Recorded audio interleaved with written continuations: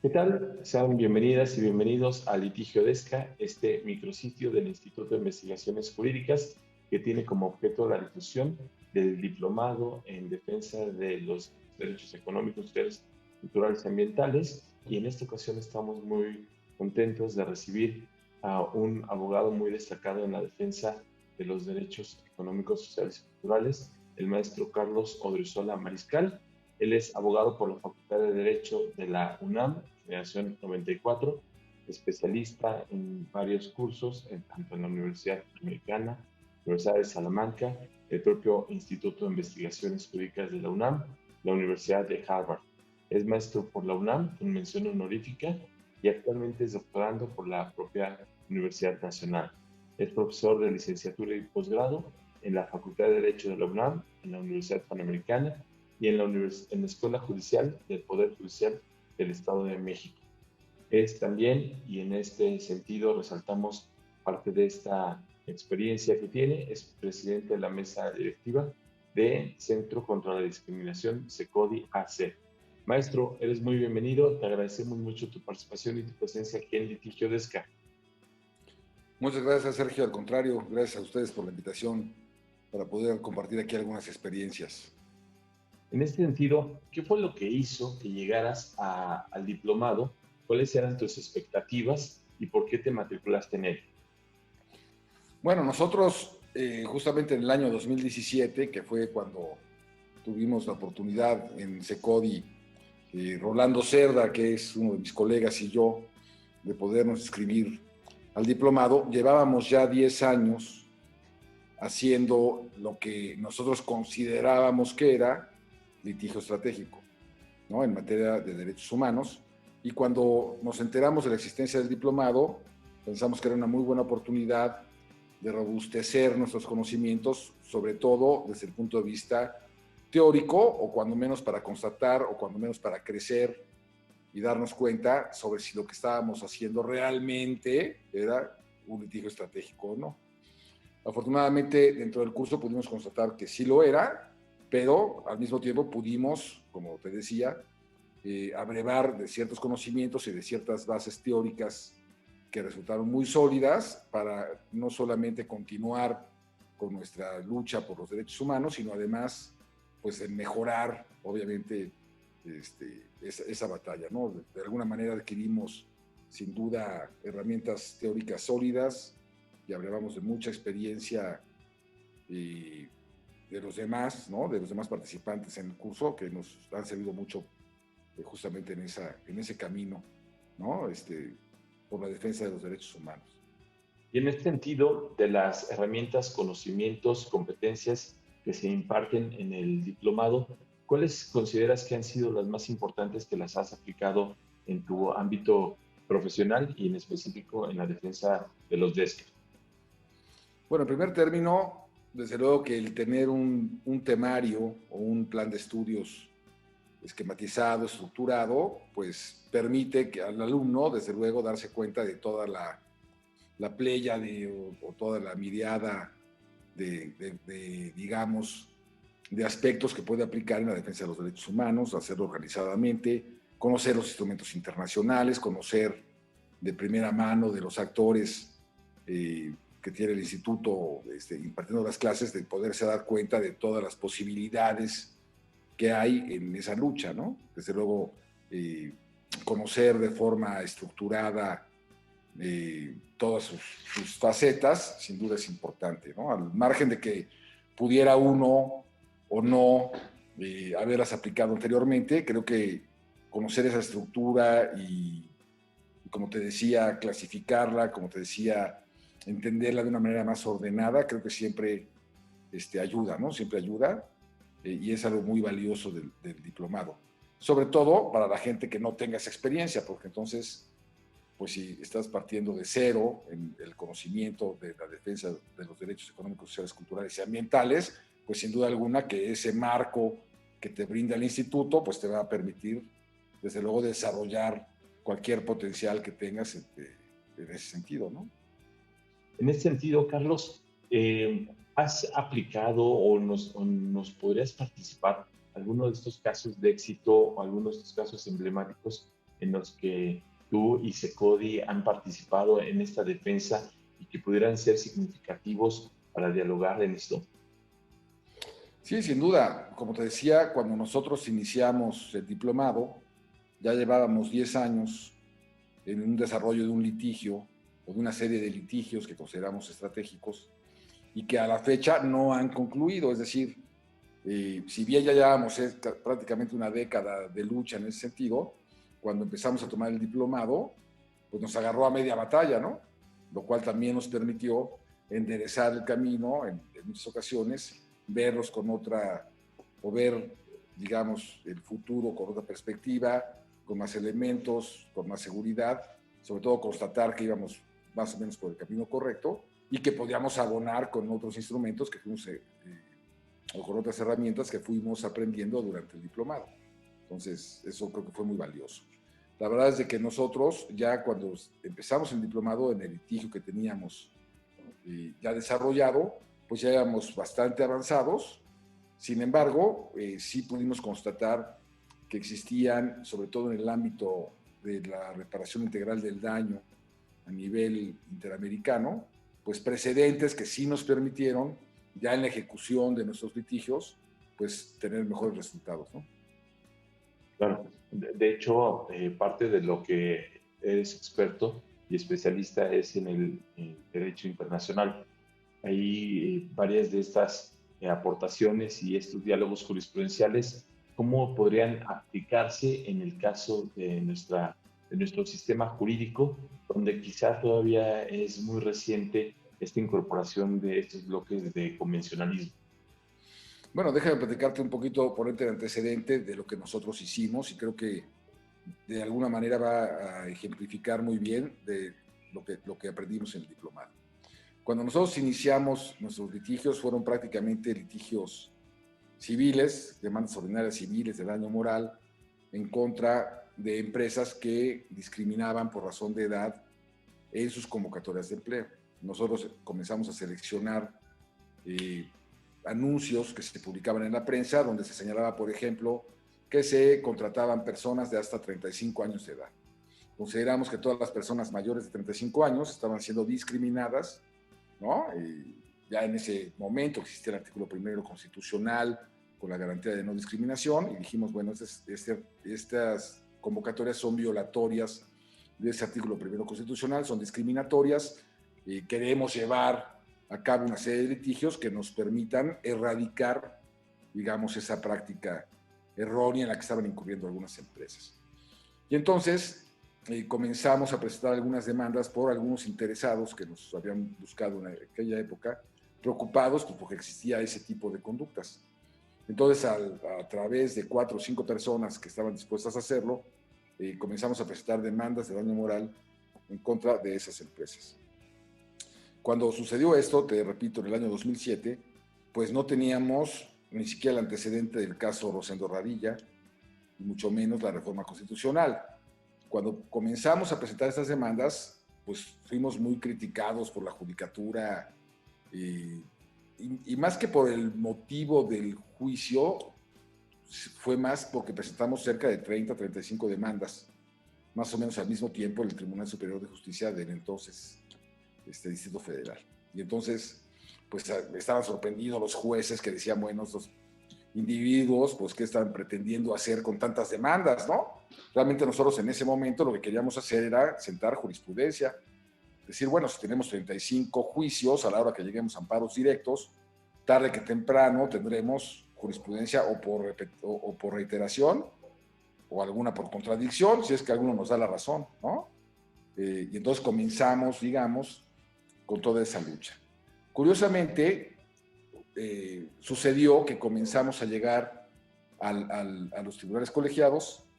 Los tribunales colegiados nos empezaron a negar el amparo, perdíamos en primera instancia, perdíamos en segunda instancia, llegamos al amparo, perdimos 2, 3 amparos directos, nosotros teníamos 30 demandas, pues ya prácticamente en ese camino. Entonces llegó un momento en el que dijimos, pues no podemos seguir así, porque si seguimos lejos de ayudar, pues vamos a causar un un perjuicio, ¿no? a la sociedad, estableciendo una jurisprudencia donde diga que ese tipo de anuncios no son discriminatorios, ¿sale? Y entonces en ese momento decidimos pausar un poquito el tema del litigio, dejamos caducar incluso algunos juicios, teníamos afortunadamente algunos que ya estaban citados para sentencia, pero que se habían acumulado a otros procedimientos. En ese inter nos busca, o en esos años nos busca una chica que había sido discriminada respecto de su acceso al empleo por su razón de discapacidad. Entonces también comenzamos a litigar ese asunto en particular.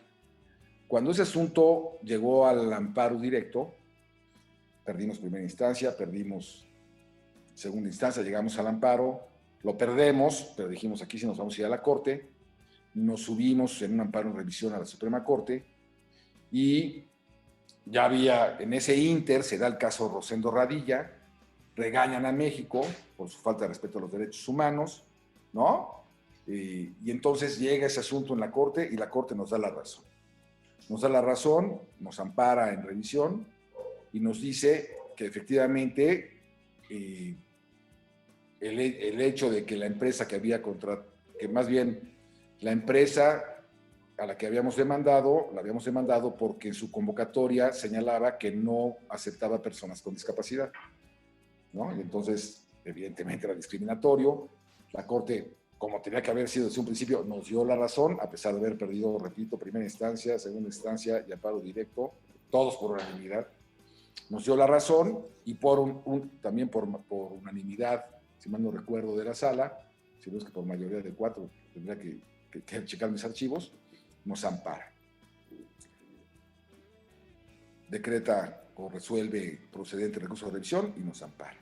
En ese momento fue cuando volteamos a ver nuestros litigios que teníamos pendientes y dijimos, es el momento en que podemos ahora sí pues, retomarlos para ver si podemos obtener una resolución favorable. Y entonces esos asuntos que teníamos acumulados y que no habían caducado, los revivimos, los llevamos hasta el amparo directo, donde habíamos perdido ya también primera instancia, segunda instancia, el mismo amparo directo también lo perdimos y lo subimos a la Corte. Cuando lo subimos a la Corte, ya con ese antecedente que teníamos del amparo de la chica con discapacidad, ¿no? Y con todo el trabajo que habíamos venido haciendo, abonando el tema del caso Rosendo Radilla y la nueva óptica de derechos humanos que nos dio ese caso, favoreció que entonces la Corte nos otorgara favorable la revisión, revocara la sentencia del colegiado y nos amparara. Lo cual dio pues, cerca de 25 tesis aisladas de la primera sala, muy importantes en materia de igualdad y no discriminación. ¿Qué es lo que entendimos o aprendimos con esta situación? Justamente que en el litigio estratégico, pues además de que no hay nada escrito, pues son carreras de largo plazo, ¿no? Nosotros comenzamos en 2017 y estos amparos que te estoy hablando, pues 2007, perdón, y esos amparos que nos otorgó la Corte, pues se dieron más o menos en el año 2012, 2013, ¿no? Es decir, ya habíamos llevado un camino andado hasta que logramos esas resoluciones. Después, y ya habiendo entrado al diplomado también, comenzamos o continuamos la lucha, digamos, ¿no? Con otros asuntos relativamente conexos y también tratando de llevarlos hasta la Suprema Corte, pues para tratar de seguir abonando, sobre todo en cuanto a la jurisprudencia. Lo que nos dimos cuenta al tiempo es de que todo ese trabajo que hicimos, que sentó las bases de 25, 30 tesis, que no son pocas, y que aunque aisladas son de la Suprema Corte, sí las hemos visto replicadas ya en muchos asuntos en los cuales se ha venido luchando por los derechos humanos, ¿no? Incluso en asuntos nuestros, posteriores, nos han citado nuestras propias tesis. Entonces creo que con eso logramos constatar que nuestro trabajo efectivamente había sido un litigio estratégico desde el momento en que, sabiendo que incluso a veces perdiendo litigios, puedes ir estableciendo un camino que tarde que temprano termina en en una situación favorable justamente en la lucha de los derechos económicos, sociales, culturales y ambientales, ¿no? Creo que es un buen ejemplo de un litigio estratégico ese que logramos llevar a buen fin. ¿Qué le podrías comentar a las personas cursantes que ahora o en el futuro se inserten al diplomado como la experiencia de por qué tener, como, cómo llegar lo mejor preparado a un litigio? Bueno, sin duda que para llevar a buen puerto un litigio estratégico, desde luego que habrá que tener cierta base sólida en la materia, ¿no? Digo, sobre todo en la materia de litigio, en la materia procesal, sin duda que siempre será indispensable y yo asumo que la gente que entra a este diplomado, pues ya más o menos trae, digamos, una base, ¿no? O una base teórica, cuando menos, de lo que son las cosas. Y como tú bien decías, el diplomado no se integra solamente por abogados, eso también creo que es importante, ¿no? Habrá gente que no sea abogada, pero que eventualmente conozca a otros abogados, ¿no? O conozca abogados que los puedan auxiliar, digamos, en su lucha. Pero además, lo que sí es un hecho es de que, digamos que la lucha por los derechos humanos no puede ser solamente al amparo de los abogados. Evidentemente que existe una cuestión interdisciplinar en donde pues, vas a encontrar una buena cantidad, digamos, de ciencias, ¿no? Incluso de técnicas que puedan abonar a lograr resultados en un litigio estratégico. Yo recuerdo, y me ha dado mucho gusto ahora ver que han llegado a buen éxito, en nuestro diplomado que tenemos compañeros o compañeras, sí, compañeros, que se dedicaban a la cuestión de las cuestiones de nutrición, por ejemplo, ¿no? De la cuestión alimenticia, de los derechos por la buena alimentación, ¿no? Y me dio mucho gusto ver que muy recientemente pues, se aprobaron leyes en donde los famosos etiquetados que vemos en los alimentos hoy son una realidad. Yo me acuerdo que ellos, cuando tomábamos el diplomado, pues hablaban mucho de la necesidad de tener ese tipo de leyes, ¿no? De cuál era el impacto que tenían respecto de los derechos humanos, sobre todo para garantizar una buena alimentación, o derecho a una buena alimentación de las personas, ¿no? Y te das cuenta cómo, pues al cabo de luchar, porque ellos ya participaban, me refiero a ellos porque las chicas que estaban, por ejemplo, en el seminario, pues no eran abogadas, ¿no? Si no recuerdo, eran licenciadas en nutrición o tenían otro tipo de carreras, y sin embargo estaban muy involucradas en la lucha por los derechos humanos, estuvieron en el diplomado, abonaron gran cantidad de ideas, ¿no? al curso, eso lo recuerdo muy bien, y me dio mucho gusto al tiempo ver que ellas habían participado en las asociaciones que finalmente lograron obtener pues, este tipo de leyes, ¿no? Que hoy son Claro. una realidad y que los ves en las tiendas departamentales y todo, pues ahí están los productos etiquetados, abonando a una mejor alimentación de las personas. Carlos, tu mensaje final para tus compañeros y compañeras que están ahora y que se van a incorporar en las próximas generaciones al diplomado. Yo creo que la lucha, y especialmente a través del litigio estratégico, es una lucha que cualquiera que pretenda iniciarla o que cualquiera que pretenda prepararse para hacerlo, debe de iniciarla con miras a que es un camino largo, ¿no? No es un camino corto. El litigio estratégico no se hace de la noche a la mañana. El obtener resultados dentro del litigio estratégico conlleva esfuerzo, conlleva tiempo, a veces conlleva riesgos, presiones, sin duda. Y mi mensaje final sería que no hay que desanimarse. Siempre, cualquier litigio estratégico, cuando comiences, siempre verás el futuro muy oscuro, justamente porque quienes nos dedicamos o nos hemos dedicado al litigio estratégico, pues somos los rompehielo, ¿no? Es decir, vas a encontrarte un muro gélido muy poderoso enfrente de ti y para avanzar, pues esa base, ahora sí que de lucha, y si tienes las herramientas, los instrumentos que puede darte un curso o un diplomado como el del instituto, pues sin duda alguna que tendrás a su vez mejor posibilidad o mayores elementos para poder avanzar y lograr resultados positivos en la lucha de los derechos humanos. Pues muchísimas gracias, estimado Carlos. Carlos Odriozola Mariscal, abogado especialista en la defensa de los derechos económicos, sociales, culturales y ambientales, entre otras materias. Les agradecemos a todos y a todas su participación. Recuerden seguirnos en las redes sociales de Litigio Desca. Estamos en Facebook, estamos en YouTube, en Instagram, en Twitter, todos como Litigio Desca, y aquí en el micrositio del propio Instituto de Investigaciones Jurídicas. Muchas gracias. Hasta pronto. Gracias.